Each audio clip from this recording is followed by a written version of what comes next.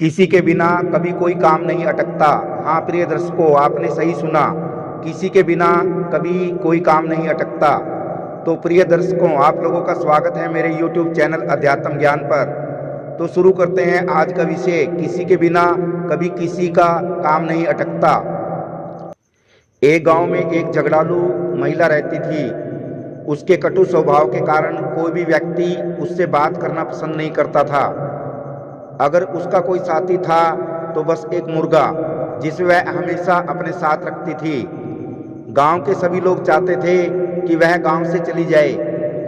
वह महिला भी इसी वजह से गांव वालों से नाराज थी। आखिर एक दिन उसने गांव छोड़ने का फैसला कर ही लिया। जाने से पहले उसने ग्रामीणों से कहा, मैं गांव छोड़कर जा रही हूं, कल तुम्हें पता लग चल जाएगा। ग्रामीणों ने पूछा कि ऐसी क्या बात है जिससे तुम्हें जाने के बाद हमें कष्ट होगा। वह बोली, मैं अपना मुर्गा साथ लिए जा रही हूँ। इसके भांग देने से गांव में सवेरा होता था। अब तुम लोगों को पता चलेगा जब तुम्हारे गांव में सदा के लिए अंधेरा हो जाएगा। इतना कहकर वह अपने मुर्गे को लेकर गांव छोड़कर चली गई। शाम को वह दूसरे गांव पहुंची। अगले दिन उसके मुर्गे ने भांग दी और वहां सवेरा हो गया। तब वह बोली, देखो अब यहाँ सवेरा है, लेकिन उस गांव में तो रात ही रहेगी। अब इस गांव में मेरे मुर्गे ने भांग दी है, तभी सूरज उगा है।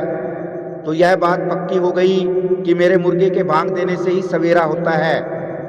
उस औरत की यह बात सुनकर पास ही बैठे गांव के बुजुर्ग संत बोले, बेटी तुम सर्वथा गलत सोच रही हो। सूरज उगने पर मुर्गे भांग देते हैं, न कि उनके भांग देने से सूरज उगता है।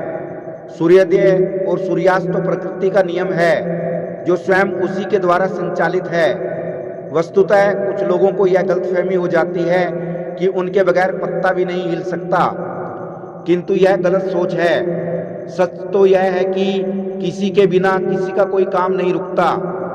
हाँ, अपने सदाचरण के द्वारा यह कोशिश अवश्य की जानी चाहिए कि आवश्यकता में लोग हमें याद करें और हमारी अनुपस्थिति पर सभी को हमारी कमी महसूस हो।